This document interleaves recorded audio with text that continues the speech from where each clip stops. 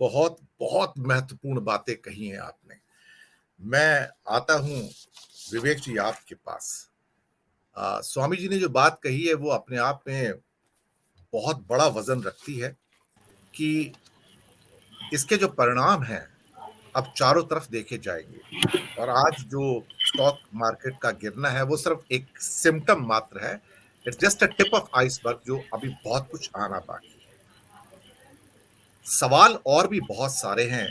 कहा जा रहा है कि हमारी जुडिशरी बहुत रोबस्ट है, लेकिन जिस ढंग से जुडिशरी के लोग, कोई गवर्नर बना दिया जाता है, कोई कहीं भी रख दिया जाता है, उससे पता लगता है कि जुडिशरी के अंदर ये कैंसर पहुंच चुका है ऑलरेडी। अब उनसे ये उम्मीद नहीं की जा सकती कि वो हिंडनबर्ग की रिपोर्ट के ऊपर डिस्कशन करेंगे और वहां से कोई आउटकम आएगा, क्योंकि रिसेंटली जितने जजमेंट आए हैं वो सब सरकार के फेवर में गए हैं। कोई एक आधा एक्सेप्शन छोड़ दीजिएगा। सरकार ने जितनी भी अपोजिशन के एफर्ट्स हो सकते थे उन सब को ब्लॉक कर दिया है कि मैं प्रोब नहीं होने दूंगी, मैं जांच नहीं करने दूंगी। मीडिया के अंदर इतनी हिम्मत नहीं है, उसके दांत तोड़ दिए गए हैं कि वो सवाल कर सके मोदी से कि तुम गलत हो सकते हो। Adani has been cut to the size, इसमें कोई शक वाली बात नहीं है। जिसे कि आप कह सकते हो कि जो इकोनॉमिस्ट कहता है, he is a self proclaimed rock failure. Adani is a self proclaimed rock failure. तो ये पॉलिटिकल एम्बेरसमेंट बहुत बड़ा है। और धीरे धीरे ये जो मोदी के लिए जो समस्याएं हैं ये गहराती जाएंगी, अडानी के लिए समस्याएं भी गहराती जाएंगी। आपकी क्या ऑब्जर्वेशन है विवेक देशपांडे जी इस लेटेस्ट सिनेरियो पर जो निकल कर आ रहा है, क्योंकि rot is much deeper than what we had expected collectively actually. Vivek ji. Ji.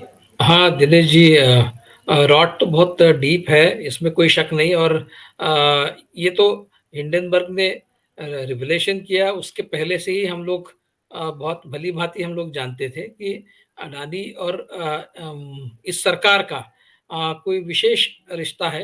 Particularly प्रधानमंत्री जी के साथ कुछ विशेष रिश्ता है।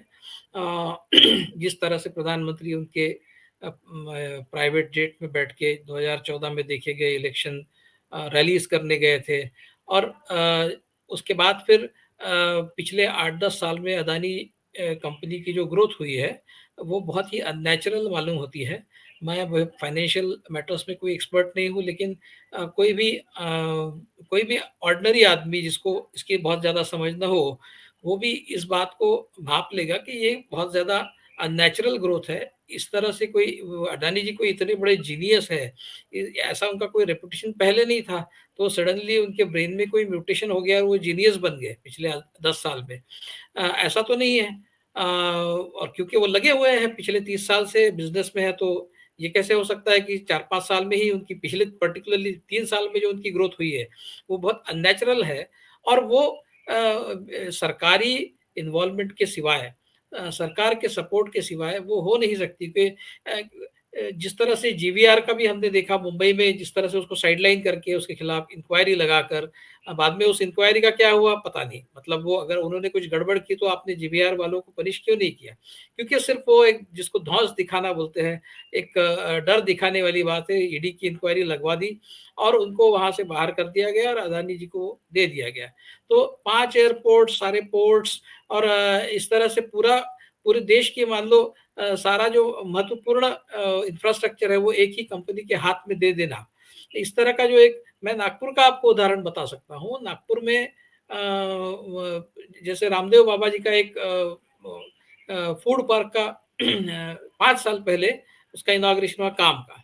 और वो ऐसा माना जाता था कि भाई ये 18 महीने में कंप्लीट होगा और यहाँ 10,000 विदर्भ के किसानों को इसमें स्पेशल ट्रेनिंग मिलेगा। हाँ, किस तरह से प्रॉफिट किया खेती में कमाया जा सकता है।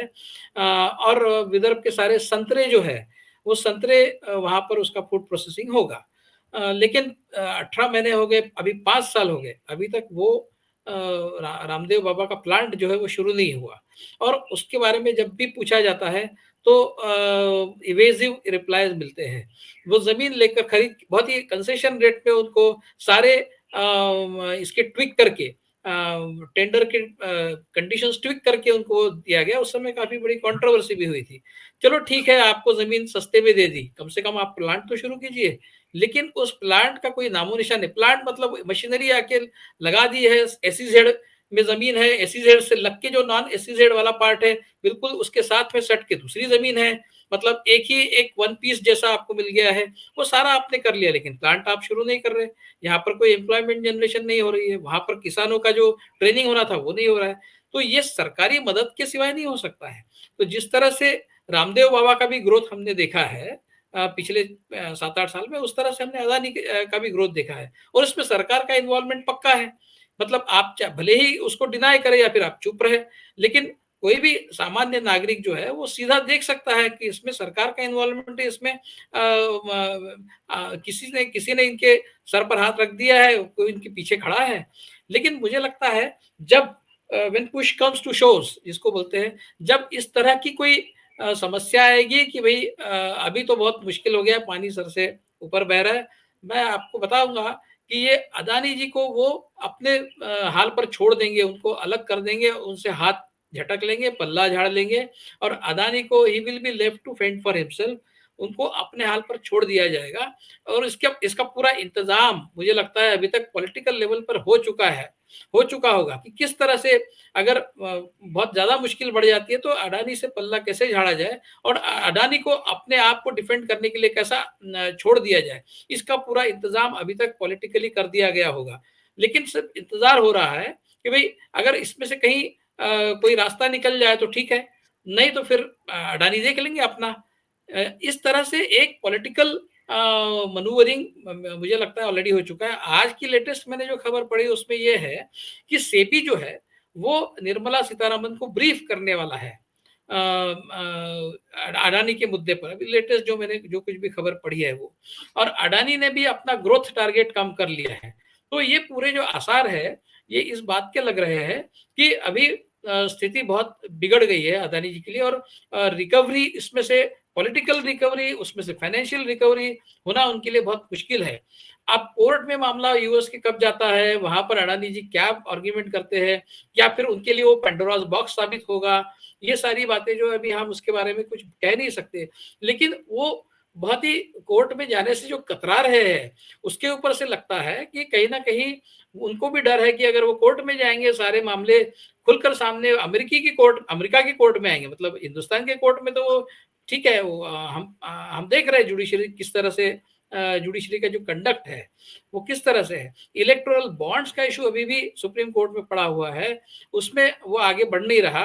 वो अगर सामने आ जाए और इस बात को सुप्रीम कोर्ट कह दे कि भई इलेक्टोरल बॉन्ड्स में किसका पैसा आया है, ये पब्लिक के नोटिस में आना बहुत ज़रूरी है। उस समय भी हो सकता है पता चले कि सबसे ज़्यादा पैसा तो अडानी की तरफ से आया है और सबसे ज़्यादा वो बीजेपी को मिला है। तो वहाँ पर भी वो जो साठगांठ है, वो भी सामने आ सकती है। बशर्ते ये है कि वो मामला सुप्रीम कोर्ट में आगे बढ़े, लेकिन वो भी नहीं हो रहा है। तो कुल मिलाकर अभी वेट एंड वॉच मुझे लगता है मोदी सरकार की तरफ से हो रहा है कि किस तरह ये करवट लेगी स्टोरी, क्या होगा इसमें आगे, कहीं इसमें से रिगल आउट करने की पॉसिबिलिटी है क्या? अगर नहीं है, तो अडानी को अपने हाल पर छोड़ दिया जाए, उसका जो होगा वो देख लेंगे, हम अपने आप को बचा लें। इस तरह का एक स्टैंड मेरे ख्याल से सरकार लेगी, ऐसा मुझे लगता है। लेकिन इससे हो ये रहा है कि हमारी कंपनी की, हमारे देश की जो इज़्ज़त है, वो लगभग नीलाम हो चुकी है सारे दुनिया के स्टॉक मार्केट्स पर, और बाकी जो कंपनियाँ हैं, उसकी भी एक थॉरो स्क्रूटिनी शुरू हो गई है कि कहीं अगर देखिए मैसेज ये गया है कि इस कंपनी के पीछे भारत की सरकार है और भारत के प्रधानमंत्री खुद इस कंपनी के पीछे है। तो इस तरह का मैसेज जब जाता है तो बाकी जो कंपनियां हैं उनके बारे में भी स्क्रूटिनी इंटरनेशनल लेवल पर शुरू होना बहुत लाजमी है, और वो मैंने जितना भी पढ़ा है वो हो गई है, वो शुरू हो गई है। उनके भी फंडामेंटल्स जो है उसको चेक किया जा रहा है। तो ये कुल मिलाकर हमारे इकोनॉमी के लिए बहुत ही नेगेटिव डेवलपमेंट है। इसको सरकार ने जल्द से जल्द निपटना चाहिए और देश की इकोनॉमी को इससे और ज़्यादा नुकसान ना हो, ये सरकार की ज़िम्मेदारी है, लेकिन इस ज़िम्मेदारी से वो बहुत दूर अभी भी दिख रहे हैं। तो आने वाले समय में क्या होता है, हमको पता नहीं है, और किस तरह से सरकार आगे कुछ करती है इसके मामले में या करती नहीं है, ये भी हमको पता नहीं है। सरकार ने अभी कुछ अपना कार्ड ओपन नहीं किया है। तो देखते हैं दिनेश जी क्या होता है आगे-आगे।